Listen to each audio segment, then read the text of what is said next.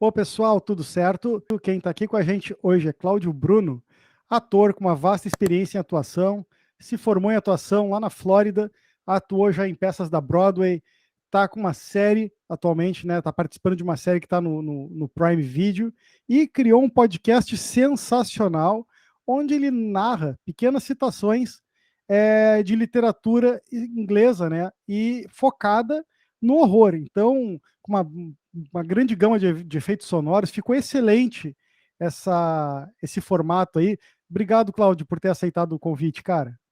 Imagina, eu que agradeço e a oportunidade aqui de estar falando com você, de estar conversando, conseguindo divulgar o meu trabalho mais um pouquinho. E assim como você gostou, eu espero que todo mundo goste também. Então, bom dia, boa tarde, boa noite, seja lá o horário que vocês estiverem assistindo essa entrevista. Beleza, cara. Quem sabe a gente começa do começo, Cláudio, que eu fiquei bem curioso para entender assim, antes mesmo da tua formação, como é que foi assim que tu te descobriu como ator, cara?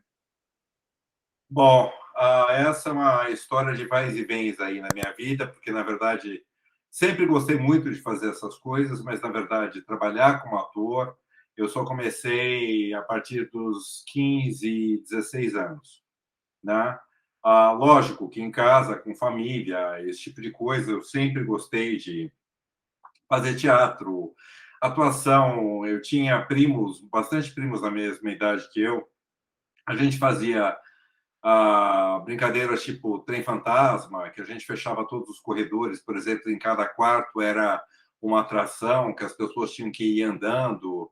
Tá, brinquei muito com fantoche também, a gente tinha teatrinho de fantoche que a gente fazia em festas de aniversário. Então, na verdade, essa parte artística eu sempre gostei muito, né? Outra coisa que eu sempre fui muito apaixonado foi miniaturas, né?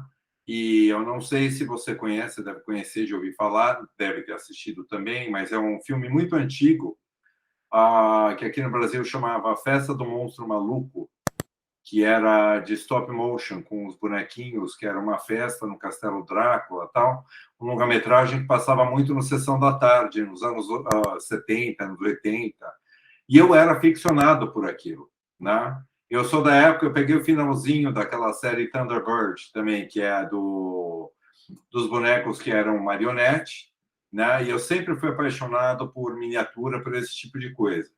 Então eu montava muito no meu quarto quando eu era pequeno, cidades, montava maquete de montanha-russa, cheguei a fazer algumas apresentaçõezinhas assim de com bonecos, essas coisas de montar uma cidade inteira e aí deixar tudo escuro e com a lanterna iluminando conforme o som ia falando o que estava acontecendo. Sempre gostei dessa parte. Mas nessa época, eu estava num colégio muito.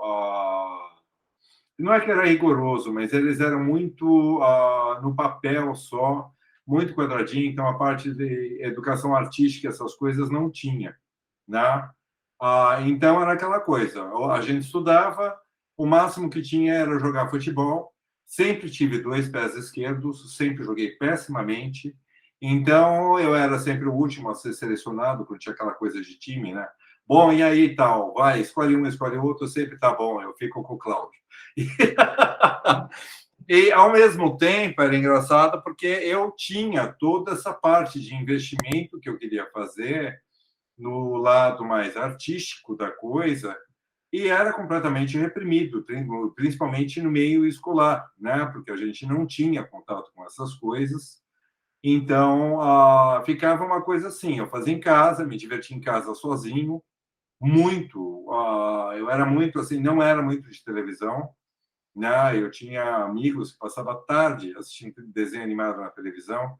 Eu preferia ficar fazendo escultura em argila, eu preferia fazer maquete, montar maquete de parque de diversão.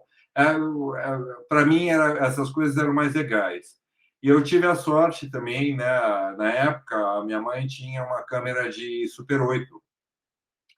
Então, eu cheguei a fazer uns mini filmes com efeitos especiais. Eu tinha uma navezinha que na época foi na época do lançamento do Columbia, né, que foi o primeiro ônibus espacial a ser lançado. E eu lembro que eu tinha ido para a Disney, eu tinha comprado uma miniaturazinha e eu montei com cartolina, mas era assim o quarto inteiro assim, com cartolina preta, um monte de papel pedra para fingir que eram os asteroides. E eu bolava tudo e a minha mãe chegava do trabalho à noite e eu falava, agora é hora de filmar, vamos filmar. E aí eu dirigia. E é super divertido, porque se você vê assim, né, o Columbia que eu estava segurando ali com, como é que chama, com fio de nylon e tal, ele dá umas chacoalhadas assim. Mas o que vale, eu acho que é a intenção, né? Você imaginar e executar esse tipo de coisa. E aí, depois, na época da minha adolescência, eu mudei de colégio, tinha aula ali de teatro, que era, não era do currículo da escola, mas se você quisesse, era até fora do horário. Eu fui fazer um curso, né, ali de teatro, e confesso para você, eu odiei, porque nessa época eu era adolescente, foi o boom do filme Top Gun, com o Tom Cruise, que agora vai ter até o... Vai lançar, acho que agora em maio, abril, né? Que vai lançar o Top Gun depois de 20 anos, 30 anos, sei lá. E então, para mim, assim, ser ator era o que o Tom Cruise fazia. Assim, pelo menos assim, o que eu queria como ator era isso, né? Eu não queria, ah, assim, quando falavam de teatro, tal, eu não queria aquela coisa, sabe? Bicho grilo, papo cabeça, sabe? Então eu odiei, simplesmente odiei o curso e larguei. Eu lembro que na época eu até inventei uma desculpa, eu falei que o meu pai tinha me proibido de fazer o curso porque eu estava com nota baixa na escola. Mas era mentira, quem não queria fazer era eu mesmo. E, ao mesmo tempo, eu tive a coincidência de ter uma produtora que fazia muitos comerciais perto de casa. E uns amigos meus tinham feito alguns comerciais, e eu fui lá, na cara dura, bati na porta, falei, olha, eu queria fazer também. Eles tiraram umas fotos minhas, ficou lá catalogado, até que começaram a surgir alguns comerciais que eles me ligaram e eu comecei a fazer. E é outra coisa, porque comercial, principalmente naquela época, era cinema, rodava com película. Aí é outro esquema. Você tem uma puta produção, iluminação, câmera. Aí, daquilo eu gostava, entendeu? O lance do teatro, do ficar descalço, o pé sujo no chão, eu falava, não tem nada a ver, né? E eu fiz alguns comerciais na época, depois eu entrei na faculdade, eu sou formado em publicidade e propaganda, né? Eu me formei em 92, então eu tive muito contato com os bastidores naquela época, porque na faculdade a gente tem contato e faz produção de filme, faz um monte de coisa. Essa parte de produção de filme eu sempre gostei, a parte de edição eu sempre gostei, mas na época era um pouco distinto, porque eu tinha até uma camcorder, né, que era com VHS, mas para você editar, ou você tinha que alugar uma ilha por hora com um operador, né, para fazer com VHS, ou se não, era 100% profissional. Você tinha que ser uma emissora de televisão, você tinha que ser uma produtora de publicidade para ter dinheiro para conseguir fazer alguma coisa, né? Então a gente fazia, mas era muito básico, porque a ilha de edição que a gente tinha para VHS naquela época, os recursos eram muito pequenos, né? A gente tinha fusão, corte seco, eram pouquíssimas coisas que você podia fazer. Mas eu fiz muito curta, muita coisa assim, muita coisa divertida, que um dia eu até preciso pegar aí alguém que consiga fazer, colocar para digital e colocar, porque está tudo em VHS ainda. E depois que eu me formei, eu comecei a trabalhar, eu abri uma agência com um amigo meu que tinha, inclusive, se formado comigo na faculdade, e eu desencanei um pouco dessa parte de atuação, esse tipo de coisa. Comecei a trabalhar direto com uma agência e ficou por aí. Aí, em 96, eu fui fazer um curso nos Estados Unidos, como pós-graduação de comunicação visual, né? E lá eu tive. Foi super legal, porque eu aprendi muita coisa de ilustração. Foi quando realmente eu parti, eu deixei a parte lá de gráfica aí, que na época chamava. Não sei se você tem contato com gráfica tal, que era a época do fotolito, eram essas coisas. E eu passei para aprender tudo, a fazer tudo em computador, a finalizar em computador, né? Nessa época foi muito legal, porque eu tinha umas amigas que estavam fazendo curso de produção de vídeo na mesma faculdade. E o que elas mais precisavam era de um palhaço para filmar. Então, eu estava sempre disposto a atuar no vídeo delas, o que foi divertidíssimo, lógico, porque você está fazendo ali com amigos, tal, você está completamente relaxado, né? E eu morei numa cidade que era próxima. Eu morei em Fort Lauderdale nessa época, e ela era próxima a uma cidade que se chama Hollywood, que fica um pouquinho mais a sul de Fort Lauderdale, na Flórida. E aí eu não sei de onde que eu e uma amiga minha, a gente resolveu fazer um curso de atuação, né? E a gente até tirava sarro, que legal, vamos fazer um curso de atuação em Hollywood, não sei o quê, mas... E fomos, era um curso só, onde você tinha uma certa preparação de um monólogo, que supostamente depois eles iam passar esse monólogo, que ia ser gravado para produtores e agentes e não sei o quê. E a gente fez, acho que foi uns 2, 3 meses, eram tipo assim, toda terça e quinta tinha aula, uma coisa assim. Mas aí eu já comecei a me interessar um pouco mais, né? E depois que eu me formei, eu fui contratado por uma empresa e eu fui para Naples, que era o outro lado da Flórida, e eu cheguei lá completamente assim, sem conhecer ninguém, né? Trabalhava o dia inteiro. E, por sorte, eu lembro que eu tinha assinado um jornal local.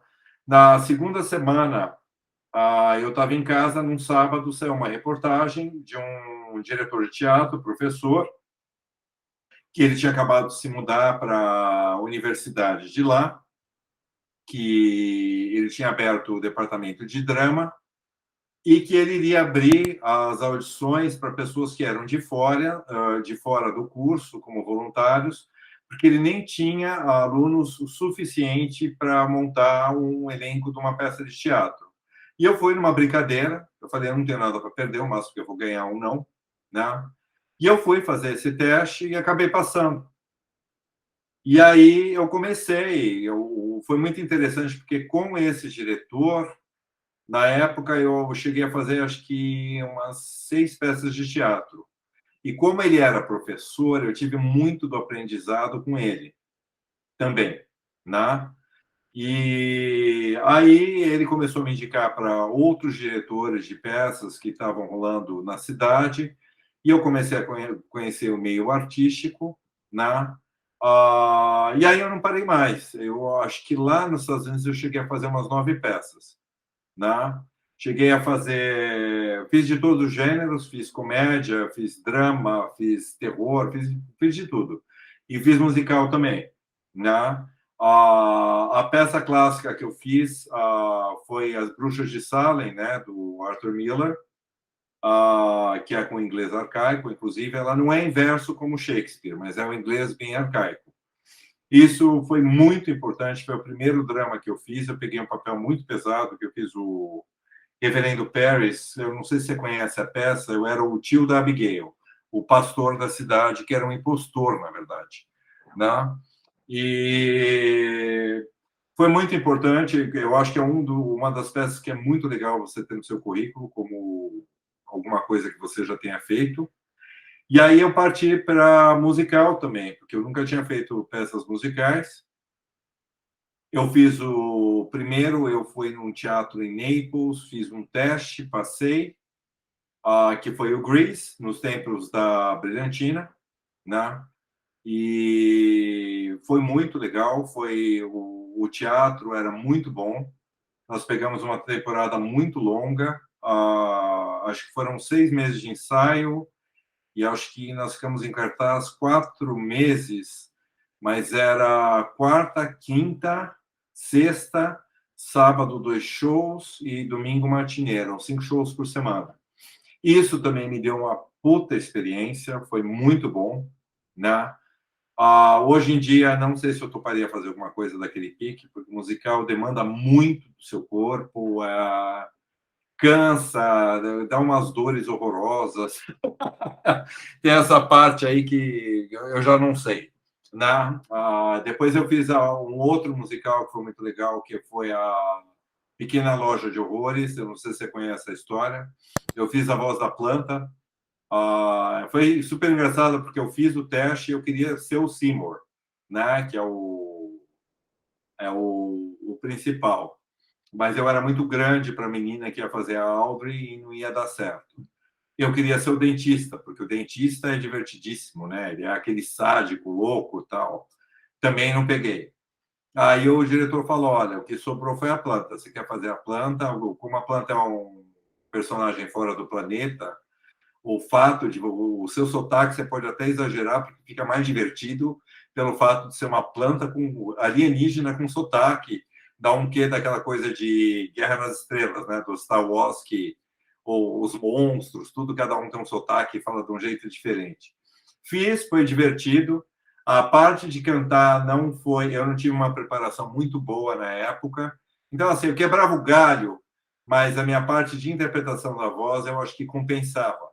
Então, as pessoas curtiam, simpatizavam de qualquer forma e deixavam passar que eu não estava lá como cantando muito bem, né? Que o problema de música tem muito isso, né? Às vezes eles contratam pessoas que são mais cantores do que atores. E eu sempre fui o contrário. Então, você chega nessa hora, lógico, se é um papel que demanda muito de cantar, né? É o que eu falo, eu não me atreveria, né? Mas quando tem a ver com interpretação, com esse tipo de coisa, aí já é outros 500. Fiz agora, né? Depois que eu voltei para o Brasil, tal, fiz muita aula de canto, tal. Então, assim, eu quebro um galho assim. Se me chamarem para fazer um comercial, tá? Que eu preciso cantar, sei lá, 3, 4 estrofes, e vai ser dublado na hora da filmagem, eu vou cantar no estúdio e tal. Tudo bem, eu quebro um galho, eu faço. Não sou qualquer um também, né, que não cante. Mas não sou um cantor. Se você me der você fala, olha, você vai para, sei lá, para o Rock in Rio, e você vai ficar lá no palco 3 horas cantando com a tua avó, imagina, nem pensar. Mas essa foi toda a parte de atuação. Eu voltei para cá em 2006, né? Aí eu fui fazer um curso com o Emílio Fontana, que era mais voltado à interpretação para a câmera, porque a minha base, no fim, acabava sendo muito mais teatro, pelo fato de eu ter feito as coisas lá nos Estados Unidos. É muito diferente, não tem nada a ver uma coisa com outra, atuação em teatro com atuação de câmera. E aí eu me aventurei a fazer muitos curta-metragens com pessoal de faculdade, trabalho de formatura, né, de TCC e tal. E é muito legal porque você aprende muito com isso também, né? Você aprende o que fazer, o que não fazer. Você aprende, depois de um tempo, quem tem experiência e quem não tem. Você chega no set, você já vê na hora. Esse diretor não sabe nada, esse diretor sabe tudo. Então, é muito interessante, né, esse tipo de coisa. E, ultimamente, o meu problema aqui, principalmente em São Paulo, isso antes da pandemia, em teatro não tinha voltado mais, porque aqui em São Paulo, qualquer coisa, você pegar um carro para ir para um lugar, é 1 hora, 1 hora e meia de trânsito. Para você ensaiar todo dia, você conta aí 1 hora, 1 hora e meia, para você chegar no ensaio, umas 2 horas de ensaio, mais o tempo que você volta. Se o ensaio não for pago, é muito complicado, porque você vai se dedicar 4, 5 horas por dia, todo dia, e você só vai ter retorno quando abrir, se tiver da bilheteria. Então, eu acabei fazendo mais audiovisual depois disso, né? E aí, como você estava dizendo, eu entrei no projeto, no A Todo Vapor, né, que é essa série que está na Amazon Prime Video. É uma série, ela foi 100% independente, né? Todo mundo entrou sem verba, sem nada, como uma grande aposta. Primeiramente, era para ser uma websérie, era para ela estar num canal de YouTube só, mas nós damos a sorte de o Felipe, que é o diretor, ter conhecido um cara na distribuidora, que é o 2Play, e do nada a gente teve a notícia de que estava na Amazon, de um dia para o outro, né? E foi uma época muito boa, porque foi em setembro de 2020 que lançou, que foi no auge da pandemia, né? Então, nada melhor para um ator, que naquela época que todo mundo estava parado, você ter alguma coisa publicada no ar, né, que as pessoas podem ver. E isso foi em setembro de 2020 e em dezembro a Amazon colocou em mais de 80 países, né? E foi muito legal. Eu fui atrás, eu fui entrevistado por gente nos Estados Unidos, fui entrevistado na Colômbia, fui entrevistado no Chile, já dei entrevista para vários blogs em Portugal, conheço gente na Argentina, então foi muito legal. Essa parte internacional da coisa pegou bastante. Foi muito interessante. E tu teve uma ali, me peguei numa coisa que tu falou lá no começo, né? Ainda na tua infância, que a tua mãe tinha uma Super 8, e então tu tinha assim um apoio dos pais em casa para explorar esse lado artístico. Tinha com certeza.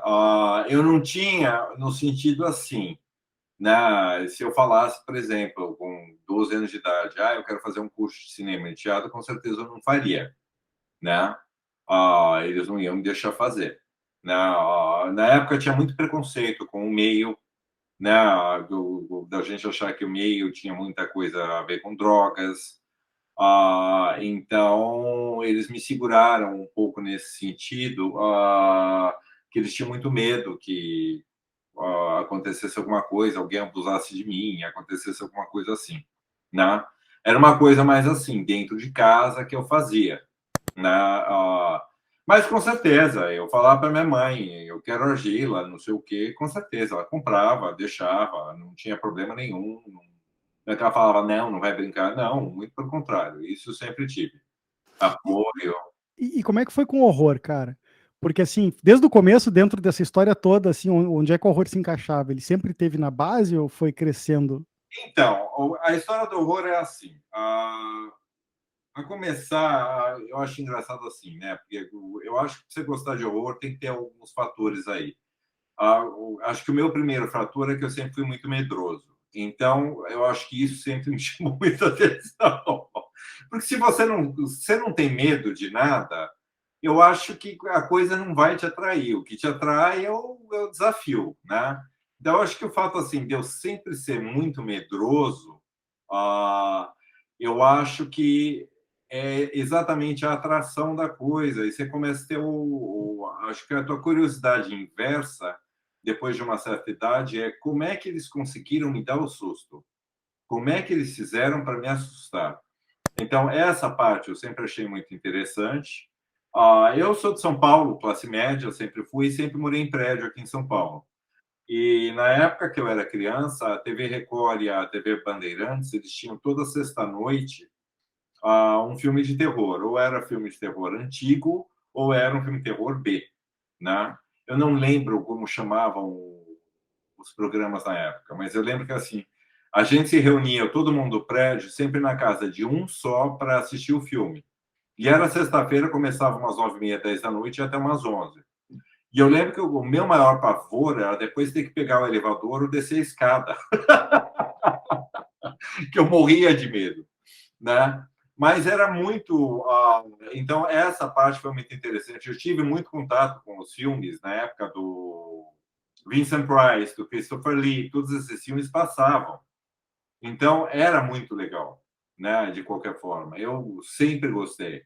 Quando a gente ia em parquinho de diversão, o trem fantasma era aquela coisa, assim. Eu acho que assim, eu tinha medo de ir, mas eu acho que assim, o que eu mais curtia, na verdade, era enquanto eu estava na fila, é ver a cara de quem está entrando e a cara de quem está saindo.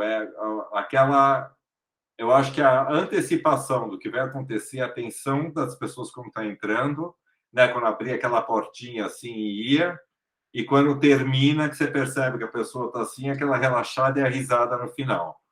Isso sempre também me instigou muito, né? Eu sempre gostei. A parte de efeitos especiais eu também sempre gostei muito, né? E eu acho que o boom dessas coisas foi exatamente os anos 80, né? Quando você pega, eu assisti todos os, imagina, Freddy Krueger, né? o Jason. A Hora do Pesadelo, o Jason. Isso, todos esses filmes eu assisti no cinema, né? A gente ia no cinema para assistir. Então, e foi um boom aquela época. Essa coisa de franquia não existia antes, né? Essa história de A Hora do Pesadelo 1, 2, 3, 4, depois Sexta-feira 13, até os números 50, depois Jason contra Freddy Krueger. Essas coisas não existiam, né? E foi quando começou a existir, que eu acho que é a época, assim, não falando muito de história, tá? Porque eu também não sou historiador, nada, mas é o que eles chamam da espantomania, né? Que na verdade é um tipo de filme diferente dos que eu assistia na televisão, né? Porque os que eu assistia na televisão, os mais antigos, dos anos 70, 60, eles eram mais uma coisa de suspense e tensão, né? Esses já são mais a parte do chocar, do susto. E dizem, né? Não sei se que tudo começou mais ou menos quando fizeram o Exorcista, né? Que não é só o medo de você saber que o demônio está ali, é o demônio vomitar, é o demônio fazer isso, é o crescente da coisa, né? Então, essa parte também eu achava demais. Eu sempre gostei dessa parte de terror. Eu tinha, que depois eu vou te passar aí a capa do CD. Eu lembro que eu fui uma vez numa loja de disco com a minha mãe, e a capa me interessou muito, porque ela tinha várias ilustrações, e era um disco, um LP,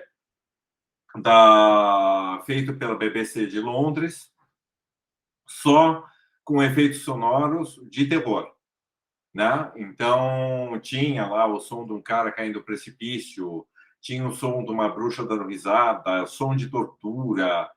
E o que eu fazia? Era um Walkman, né, na época, que eu gravava com os meus primos, a gente fazia como se fosse programa de rádio mesmo.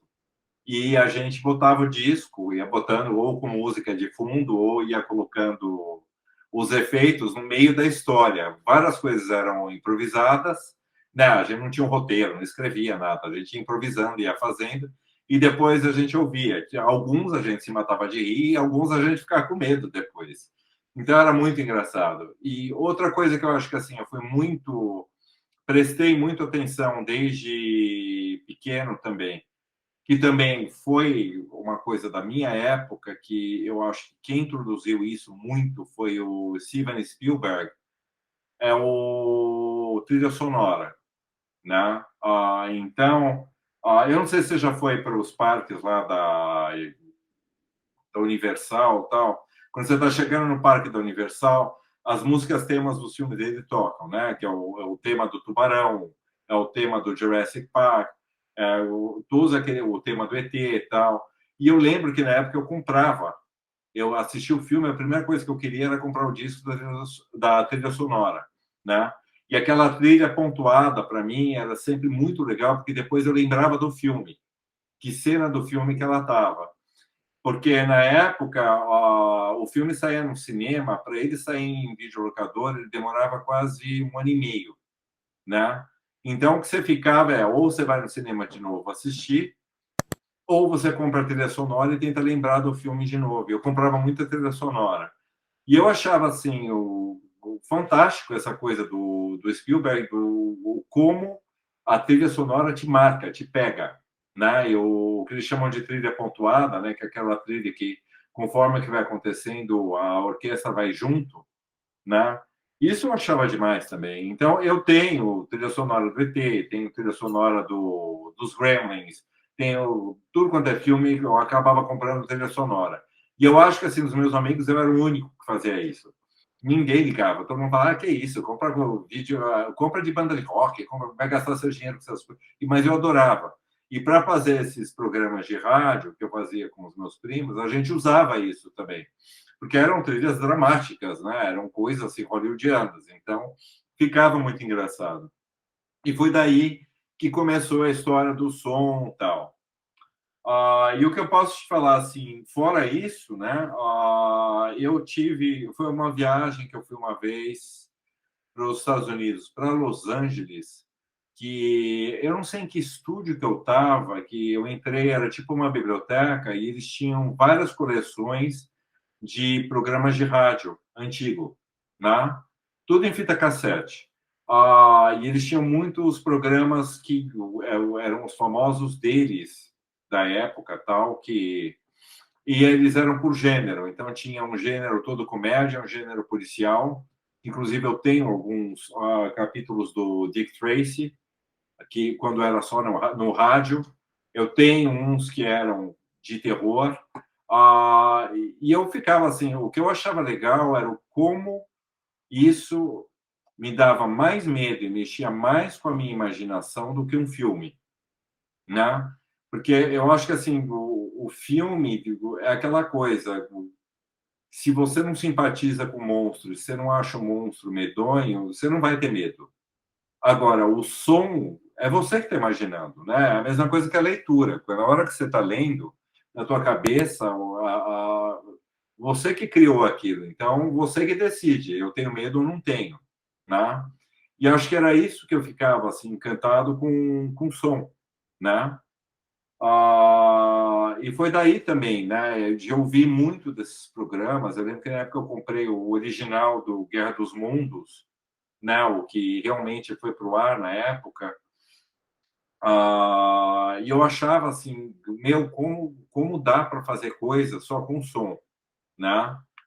E inclusive hoje eu presto muita atenção nisso em filme.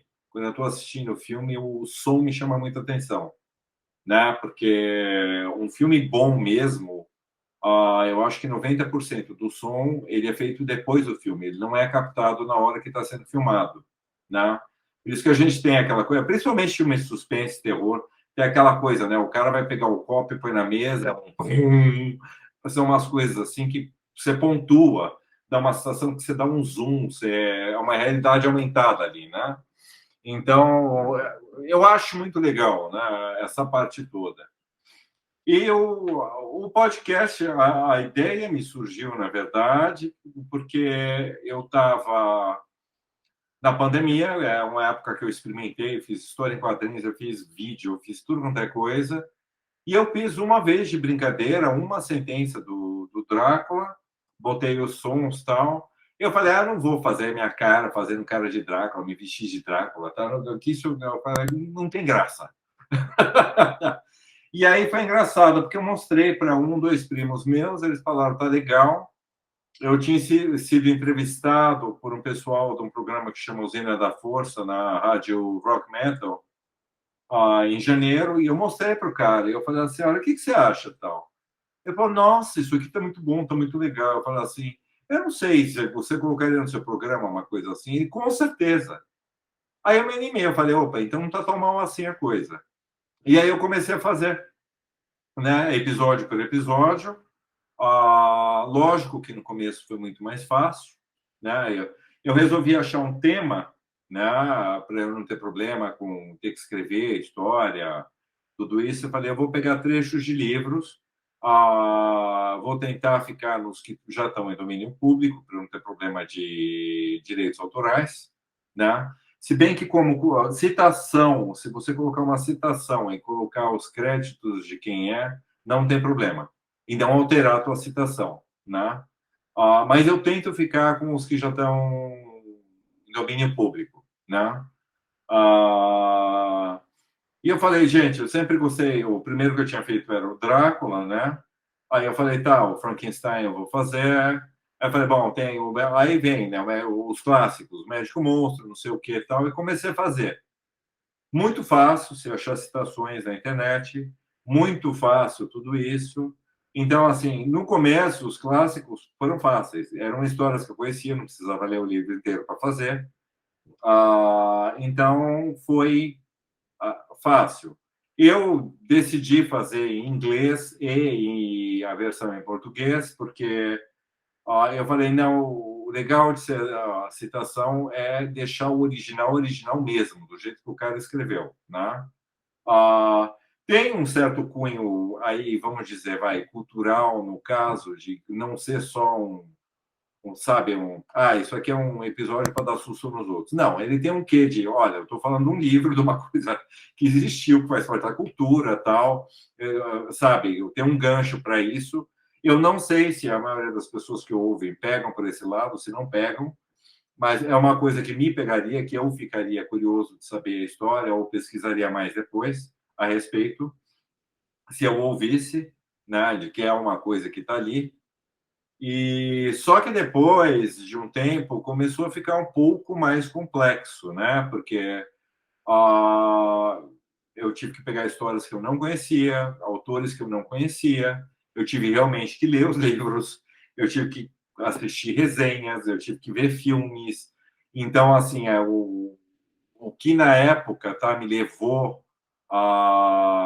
levava, vamos supor, umas 2, 3 horas para fazer. Agora, cada episódio está me levando umas 4, 5 horas para fazer, no mínimo, que tem todo o lado de pesquisa, né? Efeitos sonoros são outras coisas assim. Alguns eu mesmo faço, alguns são de banco de efeitos. A música, eu acho que teve um episódio só que eu usei música. Eu não gosto muito de usar música, mas tem alguns sites que tem músicas que você pode usar, que são com direitos autorais que você pode.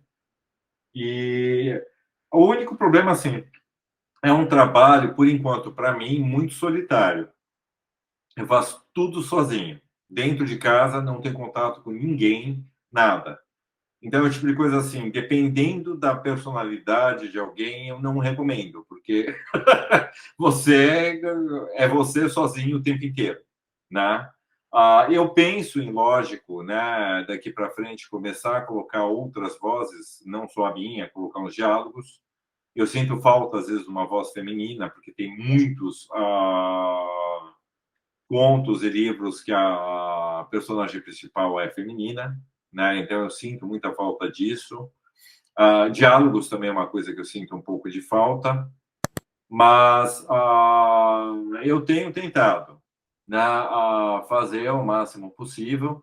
Tem várias vezes que você lê, você acha assim, a história é legal, o tema é legal, você lê e aí de repente você fala, não dá para fazer um podcast disso, não dá para fazer um episódiozinho disso, não tem nada a ver, né? A história é muito legal, mas você não vai achar a citação sobre exatamente aquele trechinho que você quer falar, né?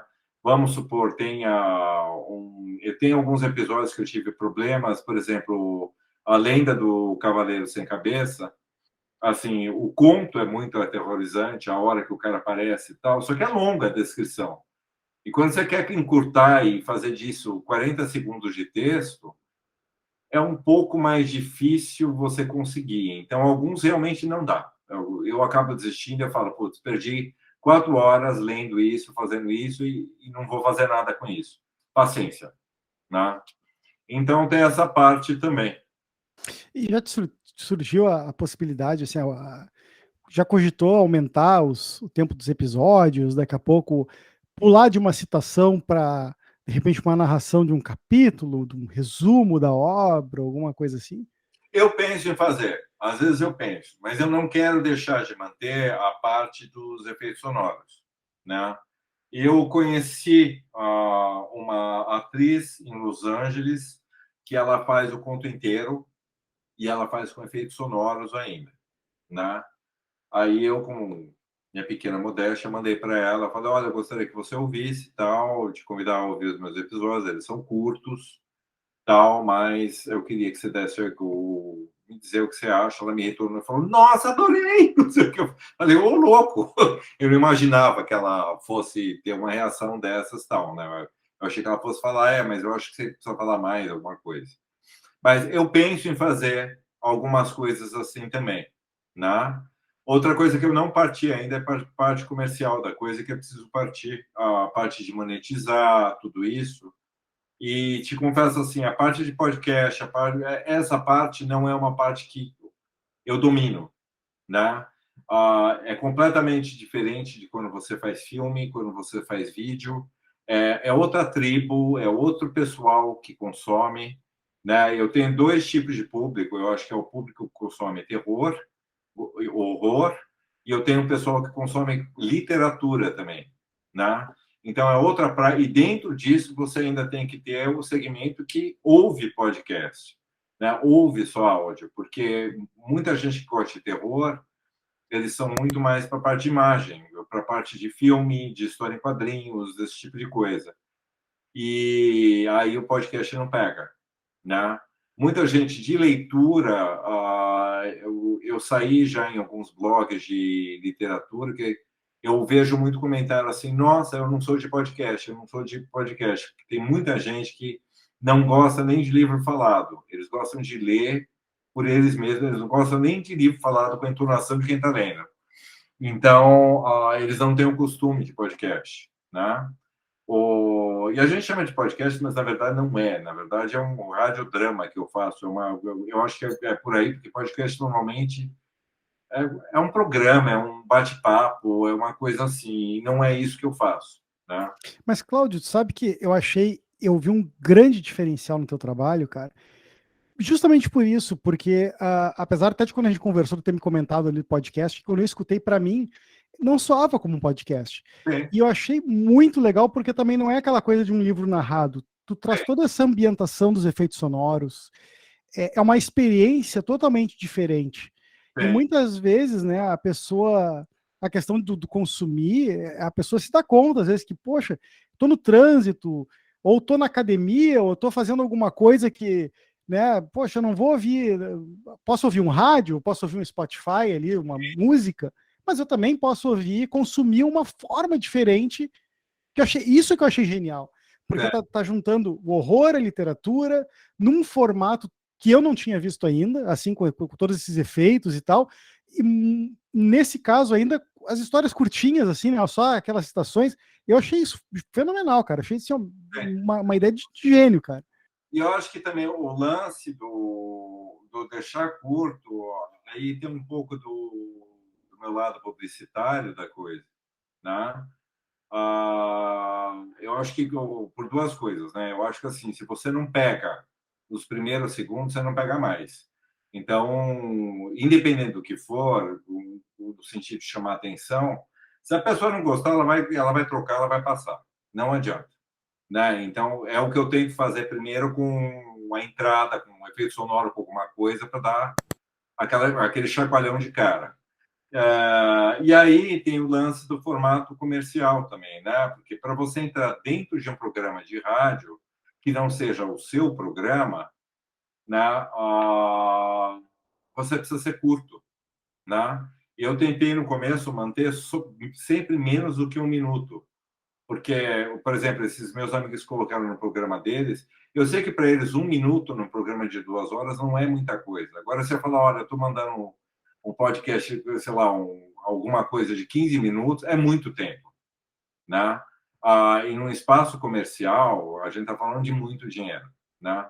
E eu fiz também, eu ainda não procurei, o que eu estou querendo, não sei ainda como mexer nisso, mas seria tipo assim, colocar isso, né, 1 minuto, e logo depois falar, este é um oferecimento de, sei lá, uma escola de inglês, e colocar um jingle.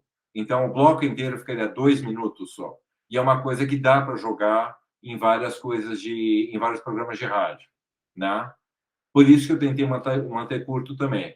Eu também tenho um problema de tempo aqui, né? Como eu te falei, é uma coisa muito solitária. Se eu começar a fazer programas muito grandes, gente, vai me tomar a semana inteira. Aí também é complicado. Eu não tenho estúdio com isolamento de som ainda. Então eu dependo muito aqui dos meus vizinhos me ajudarem e me apoiarem na hora que eu estou filmando, de, sabe, ficarem quietos. E na verdade, assim, das 5 da tarde tem playground aqui embaixo, tal, acabou, não dá para gravar mais nada. Eu estou próximo à área do aeroporto de Congonhas, aqui em São Paulo. Às vezes eu começo, o avião começa a passar, eu falo, tem que esperar, tem que esperar. Então, às vezes eu tenho que gravar de soquinho, eu não consigo gravar de uma tirada só, né? Pelo fato de eu estar fazendo em duas versões também, isso me complica um pouco, né? Porque eu tenho que gravar o texto em inglês e o texto em português. Se eu passo coisas longas, vão ser coisas longas vezes dois, tá? Porque eu tenho que gravar nas duas línguas. E eu tinha uma grande preocupação no começo em relação a. Isso é uma coisa também que o brasileiro é muito engraçado com essas coisas, né?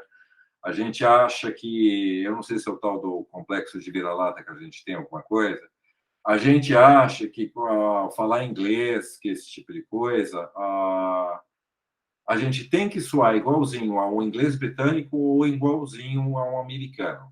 Se o seu sotaque não for igual, então nem faça, porque não vale a pena, né? Bom, eu morei 10 anos lá. É óbvio que eu tenho um sotaque. Eu cheguei lá quando eu tinha 25 anos de idade. Então, nem o músculo da minha boca vai falar como um americano. Lógico, eu consigo imitar um americano, mas é o que eu falo, não sou eu. Na hora que sou eu estou falando com o meu sotaque, né? E eu tive vários sites americanos que publicaram podcast, ou seja, não é um problema. O lance do sotaque, eu acho que não tem problema nenhum, né? Você ter um sotaque para falar outra língua.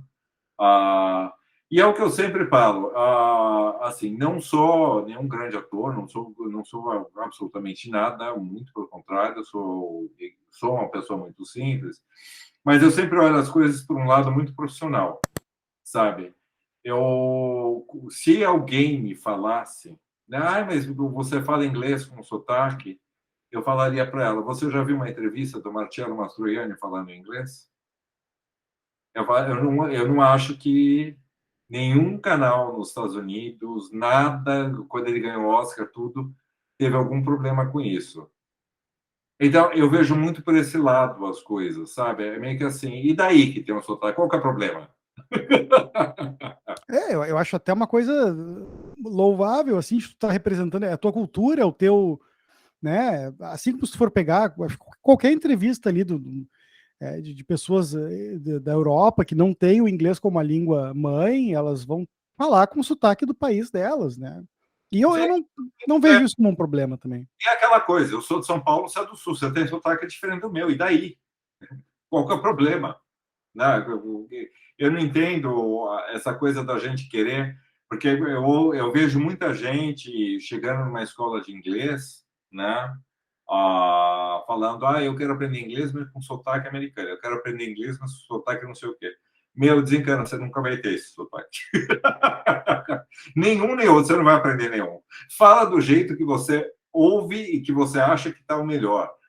Lógico, você tem que se fazer por entender, né? A gente tem alguns problemas aqui, a musicalidade, né, do português não tem nada a ver com o do inglês, né? A gente baixa a última sílaba, o som, eles sobem. Então tem umas coisas, se você não fizer, eles não vão entender o que você está falando, né? O pronunciar, você tem que pronunciar corretamente. Agora, sotaque, sinto muito, a gente vai ter sempre e não tem problema nenhum, né? Então, eu tenho muito por esse lado. E eu acho que, assim, eu deixei de ter... Porque eu acho que o Ator do Vapor me ensinou muito isso, né? Porque foi quando saiu na Amazon, eles avisaram, olha, a gente está sem verba para fazer a parte de ah, relações, na relação, de relações públicas, né? De assessoria de imprensa.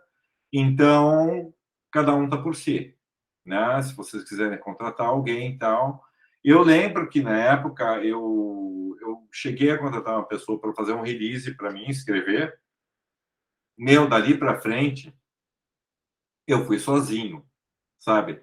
Eu bato na porta, eu conheço a pessoa, converso com ela no Instagram, eu mando um release por e-mail, sabe? Eu mesmo faço essa coisa. Então, e ele me deu, é o que eu falo, uma coisa meio que assim, sabe? Ninguém vai ouvir, ninguém vai me olhar porque eu não sou, sei lá, o Tom Cruise, eu não sou não sei o quê. Eu falei, não, pelo contrário, sabe? Eles têm que olhar e têm que falar, meu, é o cara que está falando comigo. É isso que é o legal, é o contato direto com as pessoas, né? Eu não tenho essa coisa também de a menor, aquela coisa que tem muita gente que tem, né? Por exemplo, você está me entrevistando, eu te conheci e tal, aí depois que eu termino, você publica a entrevista, eu deixo de te seguir. Não, meu, você é contato para o resto da minha vida agora. Porque eu sei que daqui a pouco você vai fazer uma coisa legal que eu vou falar de você, eu vou fazer coisa nova, falar, olha, tem esse projeto novo. Então, eu tenho essa coisa assim, eu não acho que ninguém é assim, inatangível, impalpável. ou alguém é difícil. E foi com essa cara de pau, sabe, que eu fui publicado nos Estados Unidos em várias revistas, fui publicado no Chile, fui publicado no México, sabe? Porque eu mando mesmo e falo, olha, tá aqui e tal, se você quiser eu te dou entrevista, eu faço isso, faço aquilo, numa boa. E outra coisa, eu não tenho essa coisa assim do... Eu acho que a gente tem que se preocupar muito, o que muita gente da nossa hora não se preocupa, o nicho e com quem você está falando, com quem você está falando, quem é a sua tribo, né? Então aquela coisa assim, não me interessa eu ser capa da revista Vogue para falar do meu podcast de terror. Ninguém que lê a revista Vogue vai ouvir um podcast de terror, ou vai ler livro de terror. É outro público. Então é o que eu falo, não adianta. Você tem que falar exatamente com quem curte isso, que é quem segue a pessoa que também curte. É isso que é o legal, né? Então, por exemplo, no A Todo Vapor, de novo, voltando lá à série, o steampunk, que era um universo que eu conhecia muito visual, mas nem sabia o que era direito, e me aprofundei para estudar tudo, e acabei me apaixonando. Hoje eu vou em todos os eventos que a gente tem aqui de steampunk. Eu conheço todo mundo. Eu faço parte de grupos de steampunk de WhatsApp, sabe? Sempre estou em contato com todo mundo, porque eu acho que é isso que é o importante, né? Afinal, eu não fiz, não foi uma coisa assim. Eu fui lá, fiz meu trabalho, ganhei meu salário e tchau. Não, eu fiz porque eu gostei e curti. Então, a cultura está em mim também. Esse lance do terror, do assustar, do literatura de terror, é uma coisa que está em mim. Então, é o que eu falo, você gosta, eu gosto, então eu não estou dando essa entrevista aqui só para você falar de mim e acabou. Não, é porque a gente tem um universo em comum aqui que a gente curte, né? Então, eu acho que tem muito disso também, né? A cara de pau é de você não ter medo de ninguém. O máximo que você pode tomar um não, mas e que daí? Quem não toma, né? Eu acho que não perdendo dinheiro já tá bom. Ô, Cláudio, eu fiquei curioso, tu chega a acompanhar, assim, dentro do consumo do teu podcast, como é que é o consumo dele fora do Brasil? Isso te interessa fazer esse acompanhamento? Então, eu estou com um grande problema, que inclusive eu preciso até contratar alguém que entenda de podcast e tal, porque foi o seguinte, eu comecei a fazer esse podcast pelo Anchor FM, né? Porque eu tinha uma conta lá, porque eu abri, porque uma vez eu dei uma entrevista para alguém, para um podcast, eles pediram para abrir essa conta. Eu aproveitei para fazer. No Spotify, eu já tinha minha conta como ouvinte de música, esse tipo de coisa. Só que o Anchor FM, se você pede, ele abre uma conta para você no Spotify e abre no Google, em outros lugares. Eu não tenho acesso a essas contas. Eu preciso achar como é que eu entro, porque essa parte toda de estatística que eu tenho, que o Anchor te dá também, né? Você vai lá no teu dashboard, lá que eu esqueci o nome agora em português, no teu painel, né, de controles, ele te dá o quantos por cento de que país estão ouvindo tal, só que ele não é... Às vezes, assim, eu tenho 3 amigos que ouviram um episódio, eles comentam sobre o episódio, eu entro lá dentro e falo que uma pessoa só ouviu, e eu sei que eu ouvi, mas 3 ouviram. Deveria estar dando 4, e lá está dando 1. Então, ele não é muito certo. Eu também não sei se ele só conta com quem fica até o último segundo. Se quem ouve e não ouve o crédito, por exemplo, já não conta, né?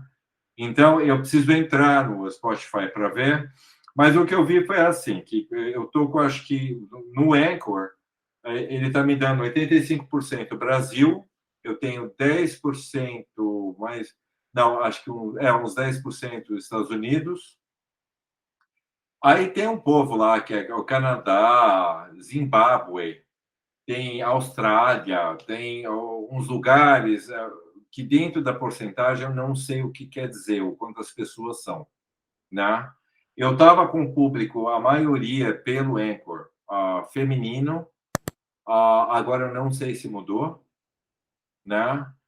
E então assim, eu preciso pegar alguém para fazer isso direito. E eu estou querendo montar um canal do YouTube só para colocar o podcast também, porque já me falaram, põe no YouTube. E eu não pus até agora. Então, que é outra coisa. Que eu falei, mas YouTube e tal, uma coisa de vídeo. Eles falam, não, põe o podcast também, porque tem gente que vê o podcast mesmo sem imagem. Sim, bota só. Eu inclusive, já assistia. Eu já assistia, inclusive, é uma pena que eu não me lembro, cara, o nome do podcast. Acho que nem era um.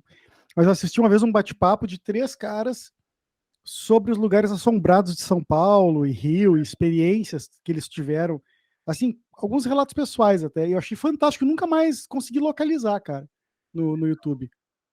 Eu tenho, não sei se é o mesmo, porque eu tenho um amigo meu que ele trabalha com maquiagem e efeitos especiais, mas aí são 3 caras, inclusive, que conversam, né, sobre terror, só que eles usam maquiagem enquanto está no bate-papo no estúdio. Então, não deu. Não tinha imagem, cara. Era só o áudio mesmo, uma foto, né? Uma É, ilustração ali. eu tenho capa para cada episódio, eu tenho uma capa. Então, eu vou fazer essa versão do YouTube. Todo mundo faz YouTube, eu falo assim, mas pelo menos estão me dizendo, não, é melhor fazer. Então, eu tenho que pegar umas 2 tardes, porque agora eu estou entrando no 20, deixa eu ver aqui. Eu vou.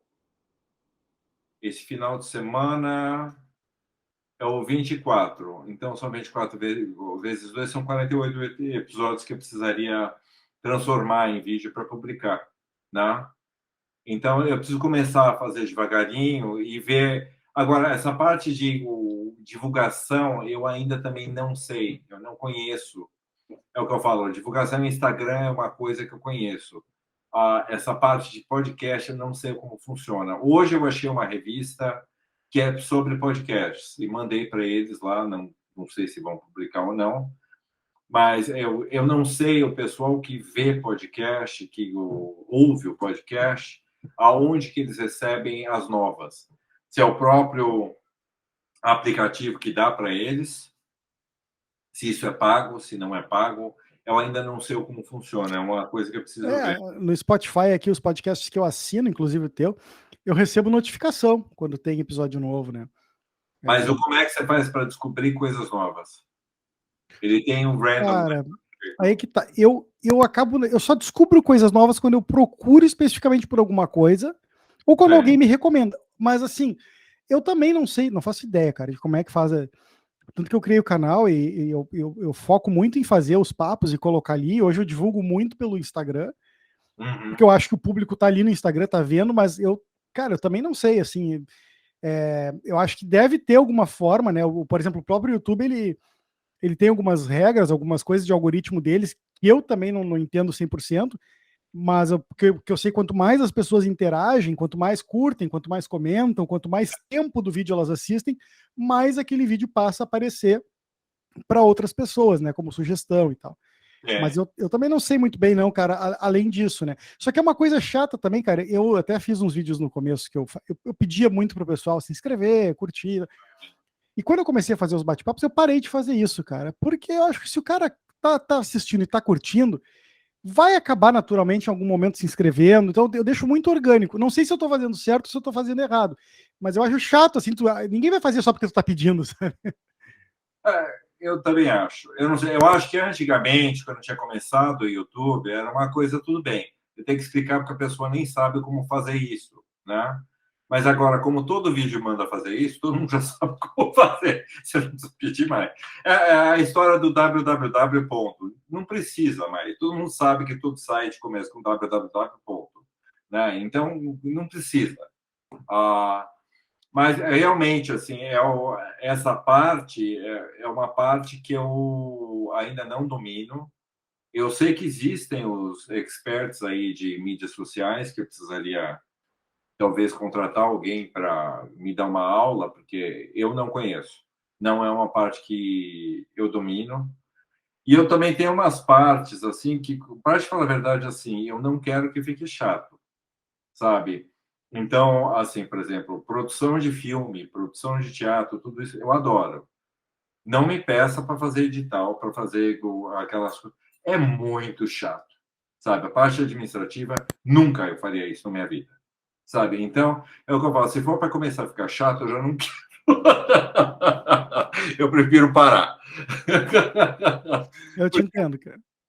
Porque é meio que assim, isso não é um negócio. O meu negócio é o ler, o criar, o gravar e o colocar lá. O meu negócio não é ficar administrando, ou pagando, vendo dinheiro. Não quero, não quero. Né, eu te entendo, cara. É complicado quando a gente tem que fazer tudo sozinho, né? É, É muito chato, entendeu? Eu fico com raiva, por exemplo, toda vez que o banco muda o site deles e eu não consigo achar o mínimo que eu quero ali, eu falo, porra, por que mudou? Agora que eu aprendi como mexer com isso, para que vocês mudaram o site? Né? Plano de saúde, você quer fazer uma coisa, você não acha mais nada, porque mudou. Para que mudar? Então, eu acho muito chato. Essa parte, assim, parece que é uma coisa assim, você precisa aprender para jogar no lixo depois, porque dá 6 meses, muda toda a estrutura e você vai ter que aprender tudo de novo. Parece que, meu, para que eu gastei tanto tempo aprendendo se hoje já não é mais assim, né? O próprio Instagram, né, o aplicativo, ele muda muito, né? Tem uma hora que, sei lá, agora, por exemplo, sumiu o IGTV, não existe mais, né? O botãozinho do IGTV.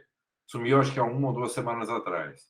Agora eles inventaram o Reels. O Reels primeiro foi inventado para competir com o TikTok. Aí acho que eles viram que mesmo a cena jantou, aí tem o tal do Quay lá que inventaram para ser igualzinho.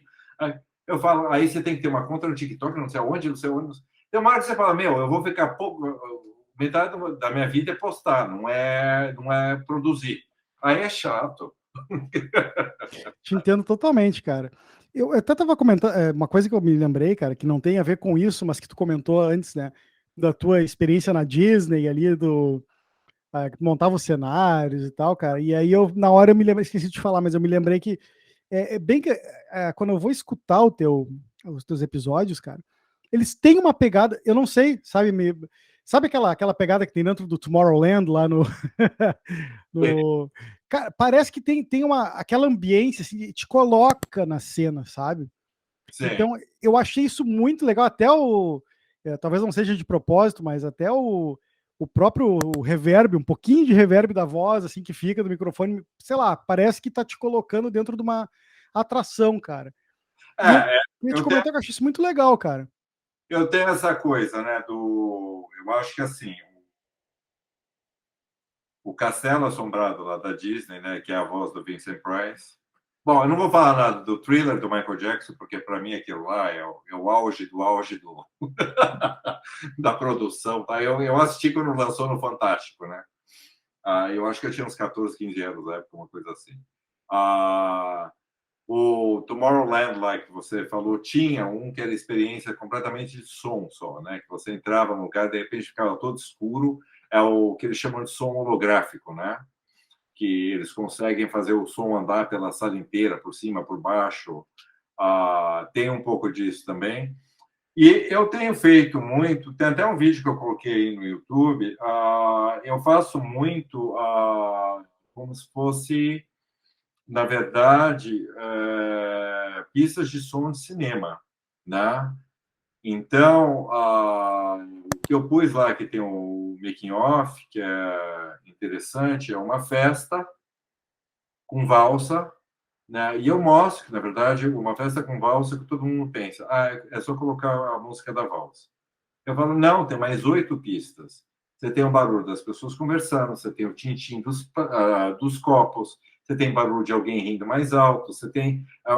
É isso que é o que compõe, né? Então, tem muito, assim, às vezes eu presto atenção em umas coisas, hoje mesmo, né? Porque você começa também a treinar o teu ouvido e a tua cabeça para fazer isso. Mas, por exemplo, hoje eu estava na academia. Quantos barulhos tem na academia, sabe? Então, assim, tem a música de fundo, tem o barulhinho do metal que bate, tem a risada de não sei quem, tem o barulho da porta, porque a porta estava fazendo barulho hoje, quando abria e fechava, porque estava ruim, estava com falha. Você tem, sabe, o barulho de alguém gemendo, você tem o barulho da esteira. Então, assim, são várias pistas para você montar um ambiente. Não, sabe, não é tão simples, né? E é super engraçado, porque eu não sei se você já leu um livro, agora estou sem o nome do autor aqui, que chama Mostre Seu Trabalho, Show Your Work. Não conheço, cara. Que ele fala mais ou menos como é que você tem que interagir numa rede social, né, para você mostrar o teu trabalho, as coisas que você faz, tal. E ele, inclusive, ele fala, olha, mostre muito do making-off das coisas que você faz, né? E tem muita gente que fala, mas você não acha que isso você está dando o ouro para o bandido, você está mostrando para algum concorrente fazer igual? É o que eu falo, eu posso te dar 4 ovos, um saco de farinha, açúcar, cacau. Se você não sabe cozinhar, você não vai fazer o bolo que eu faço. Sinto muito. É o que eu faço. Ou é o que eu falo, o que eu espero. Se você sabe cozinhar e eu estou te dando tudo isso, que você faça uma coisa melhor a ponto de eu querer copiar você depois. Entendeu? Então, eu acho que assim, e é interessante as pessoas verem como a coisa é complexa, como não é simplesmente assim, eu botei uma musiquinha no fundo e acabou a história. São várias coisas que você coloca, às vezes experimenta uma, não tá legal, você põe outra. Sons que não existem, né? Imagina, teve um episódio lá que eu fiz, tinha um alienígena. Meu, quem vai me dizer como é que é o som de um alienígena? Né? Quem já viu e conversou com um, né? Para ponto de dizer era assim, né? E você vai pela descrição do livro, que ele no livro ele falava que era uma coisa meio inseto, meio não sei o quê, tal. E aí você cria. Não adianta você ir na internet procurar, sabe, a voz de um alien, sabe? Você vai achar umas coisas, mas meio macarrônicas, meio toscas, né? Não, e eu curto essa coisa, né? Assim, aí eu estava com um formato quase que sempre marcado quando eu comecei a criar, que era sempre assim, começava com som ambiente forte, vinha a locução, depois um som para pontuar o final e depois eu fazia assinatura, né? E aí eu comecei a me permitir a ser criativo, falando, não precisa ser assim. Eu posso trocar tudo isso e de repente ficar igual. A única coisa que eu faço questão de fazer é o tic-tac do relógio, que em todos eles eu tenho, né? E o tic-tac ele dá uma pontuação muito legal, né? Ele dá um ritmo. E tem a hora certa para entrar a minha voz, depois que termina, eu tenho que dar, é no terceiro segundo que entra, essa é uma citação tal, e depois que termina também tem mais 3, que é para dar um quê de continua, né? Tem mais coisa vindo aí. Então, mas é interessante, assim, tem coisas assim que eu comecei a misturar voz de personagem com voz de locutor, que eu não fazia isso antes. Antes eu fazia só uma voz, agora eu misturo. Às vezes eu coloco o locutor, falo uma coisa, aí começa o episódio, aí entra o personagem. Dá para fazer 1000 coisas, 1000 coisas. É muito interessante. Sons assim que você não imagina que isso parece som de uma coisa, mas é outra, completamente diferente, né? Agora assim não estou lembrando de alguma coisa para dar exemplo, né? Mas o clássico, né, de filme de terror, o som de uma pancada numa cabeça de uma pessoa, na verdade, você dá uma paulada numa melancia. É esse o som, né? Então, assim, tem muita coisa assim que você começa a prestar atenção, como seria o som disso, o som daquilo, e é muito legal fazer, né?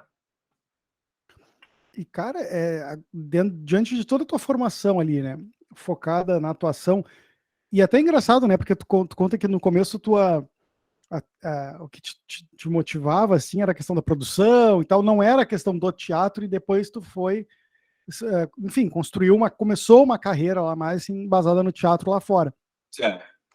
E aí hoje, com o podcast, que claro, tem toda uma atuação ali, porque tem a questão da voz e tal, mas tu cogita voltar a entrar com alguma coisa de imagem também, ou tu acha que é muita questão do trabalho, que é trabalhoso, né? Tu tem que ter um espaço, tem que ter, de repente, uma iluminação, não sei o que e tal. Eu acho que nesse formato, não. Eu acho que eu faria em outro formato. O problema de fazer em outro formato é que, assim, primeiro tem o lance dos direitos autorais, né? Que aí, fora o som, você ainda tem que usar imagens que você pode usar por direitos autorais. Eu tenho, desculpa, um amigo na verdade, que ele está criando um programa de... Não sei se vai ser streaming, se vai ser TV. Eu acho que o formato é até mais TV do que streaming. Que eu acho que vai ficar interessante. Ele quer que eu participe, mas ele não tem personagem para eu participar. É um programa infanto-juvenil, ele tem tudo a ver com terror, porque, imagina, o cara trabalha com efeitos especiais com essa coisa. E aí, conversando com ele, uma coisa que eu tenho muita curiosidade de fazer, que talvez eu faça, na verdade, um bloco do programa dele, e isso sim entra em vídeo, tá? Que seria uma mistura de, vamos dizer, aquele programa Acredite Se Quiser, com a revista super interessante e com um toque de terror, tá? Eu estou tentando lembrar o nome daquela série. Putz, agora, não é o Creep Show, é o outro que tem aquela caveirinha que sempre fala no começo do... O Tales from the Crypt lá, o Contos da Cripta? Isso. É de fazer uma coisa desse tipo, tá? Eu apresentando, tá? Aí o personagem já me vieram mil na cabeça, tipo um Papai Noel atropelado, sabe, com todo estourado, uma coisa louca assim. Até um lorde mesmo, sabe, com um roupão chique, numa sala fumando um cachimbo, uma coisa assim, mas com uns bichos empalhados esquisitos, umas coisas assim. Aí viaja na minha cabeça. E em cada bloco desses, eles seriam curtos, seriam coisas de 2 a 5 minutos no máximo, e eu contando, na verdade, alguma curiosidade, sempre seria alguma coisa muito mórbida, mas que tivesse, tem que ter um cunho jornalístico e real para a coisa, tá? Então, seria tipo assim, um episódio eu falando só sobre combustão espontânea, sobre pessoas que já pegaram fogo e já morreram, como a pessoa fica, mostrando os cadáveres e tal. Aí, de repente, um outro episódio só contando o que acontece com o teu corpo depois que você morre, que as unhas crescem, o cabelo cresce. E aí a parte de ilustração, enquanto eu vou contando a história, que é o legal, porque você pode ser ou desenho animado, ou pode ser maquiagem, efeito especial, qualquer coisa, né? Mas aí, assim, seriam blocos de 2 a 5 minutos que seriam sobre uma curiosidade científica de alguma coisa de mau gosto, macabra. Cara, sabe que eu tava me lembrando? Acho que foi no final dos anos 80, começo dos anos 90, eu tinha uns 5, 6 anos, tinha uma coisa que me apavorava, cara.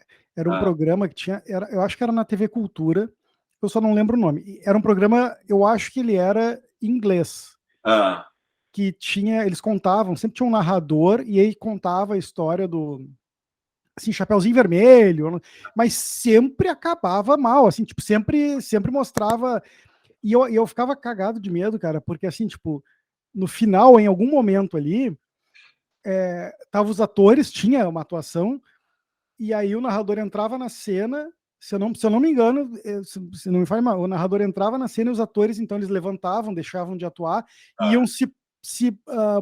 já se preparar para a próxima cena. Então, era uma coisa meio louca, porque desconstruía a história, assim, eu me cagava de medo daquilo, cara. Eu só não lembro o nome do programa. Então, eu penso em fazer umas coisas assim. Isso eu acho que encaixa mais com vídeo, entendeu? Tem contos e histórias, né? É engraçado, né? Porque essa parte de Inglaterra tal, eles têm muita coisa, porque eles tiveram calabouço, teve Inquisição, então essa parte ruim de tortura, tudo isso eles têm lá, né? Ah, mas tem, assim, por exemplo, fazer um programa tem... Isso, na verdade, é um conto que eu ainda não consegui achar, que eu não sei se é uma lenda, na verdade, que é de um cara que ele ia para a guilhotina, iam cortar a cabeça dele, e ele prometeu que, na verdade, como vingança, quando a cabeça dele fosse cortada, os olhos dele ficariam olhando para fulano lá que tinha falado que ele ia morrer e tal, então a história é que cortaram a cabeça e ele fica assim, com o olho assim e tal. Então, são temas que eu acho interessante, entendeu? Você procurar do lado médico se realmente isso acontece, se não acontece, a pessoa, a cabeça acordada, tem consciência, se é só um reflexo, o que é. Então, assim, são imagens, eu acho que terríveis, assustadoras, horrorosas, para você falar, mas não deixa de ser um assunto comum, no sentido assim, é real que eu estou falando, não estou inventando história. Inclusive, tinha um site, cara, deve conhecer talvez o Ceticismo Aberto, Aham. que relatava muita coisa nesse sentido, né? Aquelas experiências bizarras do cara que transplantou a cabeça do cachorro, ou que manteve a cabeça do cachorro viva, né? Cortou, tirou do corpo e o cachorro comia, e daí a comida entrava pela boca e caía, porque não. O cara narrava, cara. Coisa assim que eu pensei em fazer, entendeu? Vídeos curtos, mas com todo esse cunho jornalístico, no caso, né, um texto muito bem criado. E é lógico, aí você tem a parte toda de pesquisa de imagem, de tudo isso, e essa parte de edição, para te falar a verdade, eu não sei fazer, tá? Que é a figura entrar dentro da tela, sair, animar, isso eu já não sei fazer. Eu precisaria de realmente uma equipe que fizesse isso. Mas isso eu acho que é como se fosse um sketchzinho, né, de 3 a 5 minutos. Isso eu acho que pega. Isso eu acho que é muito legal. E eu acho que ele funcionaria dentro de um programa, no caso, né, que eu estou te falando desse meu amigo, que talvez dê certo de entrar dentro, no final do programa dele, no começo, alguma coisa assim, e até separado, né? Como, por exemplo, eu acho que um canal tipo Sci-Fi, né? Ele dá para você jogar no meio da programação, né? Porque é curto, quase um espaço do intervalo comercial que você joga isso. E vários episódios, vários episódios. Eu acho que isso é interessante, né, se fazer. Mas imagine uma coisa, assim, o que eu falo que demanda de produção seria assim, o cenário demandaria muito. Eu penso em fazer uns bichos esquisitos empalhados assim na sala do cara. Assim, você tem que montar o cenário e deixar lá, por, sei lá, 2, 3 meses para conseguir gravar várias coisas. Tem que ter equipe, teleprompter, tem que ter maquiagem, tem que ter tudo, né, para conseguir fazer. Mas eu penso em fazer alguma coisa assim, com certeza, na parte de vídeo, né? Por isso que eu te falei, no formato do podcast, eu não sei, porque eu acho que as imagens do som, elas são tão fortes que o meu medo é, se eu fizer o vídeo, ficar xoxo, Ah, não, com certeza o som é poderoso, cara. né? Porque é o que eu falo, ontem mesmo eu estava fazendo um episódio do Charles Dickens, que é o sinaleiro, não sei se você conhece a história de um cara que trabalhava num túnel de trem, que tem um fantasma e tal. Meu, o som de um trem chegando num túnel, freando, gente gritando tal, num filme nunca vai ficar tão legal quanto o que você está imaginando. Então, não sei se o formato do podcast se eu faria, né? Mas eu acho que uma coisa assim, com cunho jornalístico, por exemplo, eu faria, eu acho que ficaria legal, né? E, claro, aquela coisa, vai ter a pegada lá do Creep Show, lá do... Contos da Cripta lá. Aquela coisa meio... É quase trash, assim, é um trash tal. Então, que eu também adoro essas coisas, né? Aliás, falar nisso, dos modernos aí, dos filmes, eu não sei qual é o teu favorito e tal, mas acho que, assim, de filme moderno de terror, assim, o que me chamou a atenção, no sentido, assim, de ser um novo gênero, não diria gênero, mas um novo estilo, são os filmes do Rob Zombie, que eu adoro. Porque eles são coloridões, assim, sabe? Aquela coisa, tem o palhaço, tem a caveira, é tudo muito colorido, é muito pop. Eu adoro essas coisas, porque ele tem uma pegada diferente do filme obscuro, aquela coisa escura, não sei o quê. É o oposto, né? E assusta do mesmo. Assusta e não assusta, né? Mas de qualquer forma. Mas é um gênero assim que eu acho divertido, né? Que era a abertura do Creep Show lá, era mais ou menos isso, né? Era tudo bem colorido e tal, porque eu acho que eles faziam em cor e botavam a luz negra para dar aquele brilho, né? Então, mas são coisas assim era muito legal, sei lá. A abertura do Creep Show às vezes era melhor do que o próprio show. Só aquela caveirinha da noizada já era o suficiente. Realmente, era muito bom mesmo, cara. Agora deve dar uma nostalgia. Mas, Então, Eu Mas, penso, mas eu ia te dizer, Cláudio, o Creepshow chegou a passar. O Contos da Cripta passou no Multishow, depois, se não me engano, acho que passou na Band também, se eu não estou passou. enganado. E se eu não me engano, ele entrou em um dos streamings agora. Eu não sei se ele está na Amazon, se ele está na Paramount. Ele está em um desses aí, se eu não me engano. Era divertido. O Spielberg fez uma série que chamava Amazing Stories, que também normalmente eram 3 curtas juntos, que ou você assistia no cinema ou depois ia em vídeo. Muito bons também. Eles eram produzidos pelo Spielberg, mas não era dirigido por ele. Era muito legal. Eu chamava Amazing Stories. Acho que aqui era Histórias Fantásticas. Ah, eu não Esse lembro, eu mas não conheço, cara. Eu lembro do clássico lá do Twilight Zone, cara. Não tem. esse era demais. Tinha uma época aqui na Globo, mas era tarde da noite, que era uma série de curtas também que eram apresentadas pelo Hitchcock. Não eram filmes dele, ele só selecionava, do mesmo jeito que ele tem livros que ele fez isso, né? Ele seleciona os contos e acabou. Ele só fazia a abertura do programa e sempre eram os curtas.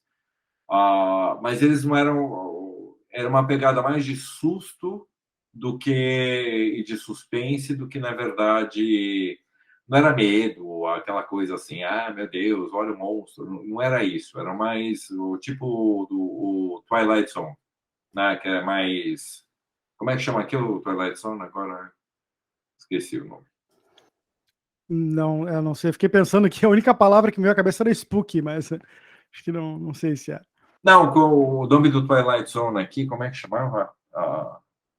O nome era Além da Imaginação. Além da Imaginação, isso. Com certeza. Grande série. Era muito bom.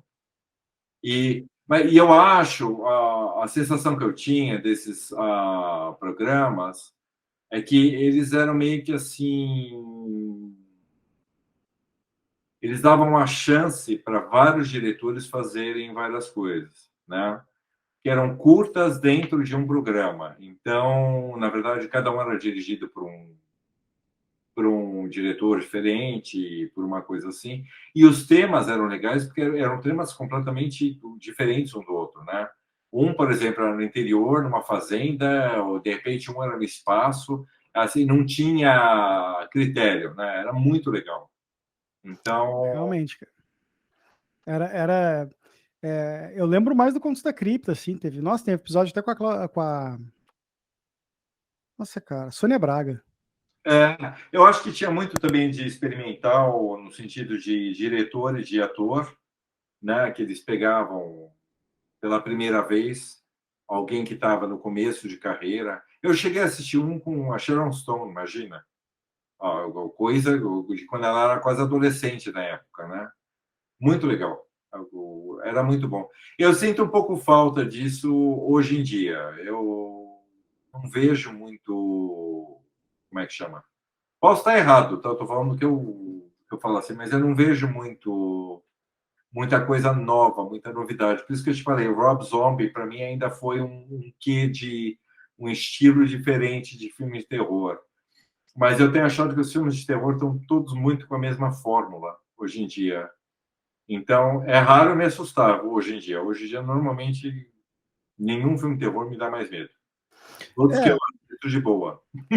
não, eu te entendo. Realmente, os filmes. A gente tem que olhar muito para essa cena independente para conseguir achar, né, Sim. as coisas legais aí. Tem outro dia eu vi alguém comentando, eu assisti também, acho que chama Os Canibais, não sei se você já assistiu. É filme independente, é sobre a história de um grupo que chega numa cidade e a cidade inteira é canibal, tal, são os caipiras americanos. Essas coisas caipira americana tem um pouco de medo, assim, sabe? Porque Nesse especificamente, acho que eu não vi, cara. Mas eu vi aquele que eu tava louco para ver, que era o Green Inferno, aquele que os caras. Ele ia sair, aí não sei qual foi a treta que deu, que não pôde, acho que judicialmente proibiram, por algum motivo, não sei se de distribuição, o que foi. e ele saiu vários anos depois, que foi uns 3 anos atrás, e eu achei super bom, cara, aquele filme. Tem uns que eu achei legal. Tem um que eu assisti também sobre um italiano, eu achei interessante. Filmes de terror italiano eu achei interessante. Tem uns que são interessantes. Eu não sei se você assistiu o Curon, aquela série da Netflix. É uma série italiana de terror. É interessante.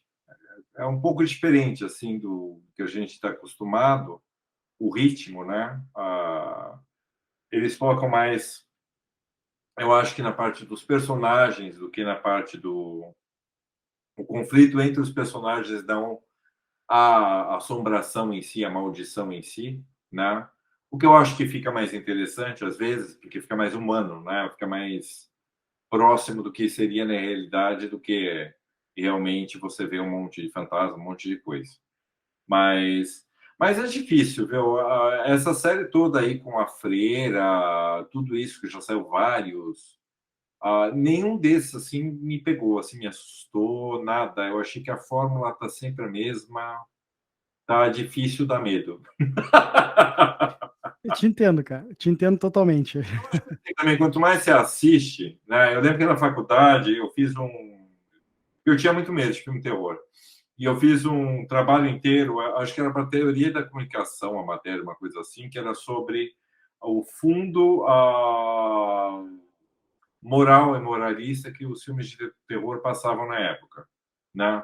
Que eram todos Sexta-feira 13, todos esses o Freddy Krueger, tudo isso, tal, que a fórmula era sempre a mesma, que a que sobrava no fim era a menina que eles deixavam claro que era virgem, que usava drogas morria, que fazia isso morria, todo o esquema era sobre isso, era mais uma análise assim, né, da parte psicanalítica da coisa do que. Mas eu assisti tanto filme, mas tanto filme que depois daquilo eu acho que eu não tive nunca mais medo de filme de terror. Não, mas cara, assim, medo não, mas às vezes tem um filme que te surpreende. O problema é que a gente não se surpreende mais, assim, né? De olhar, às vezes, para esses filmes que chegam, né, que são distribuídos e a gente olhar, nossa, mas esse filme aqui, nossa, foi fenomenal.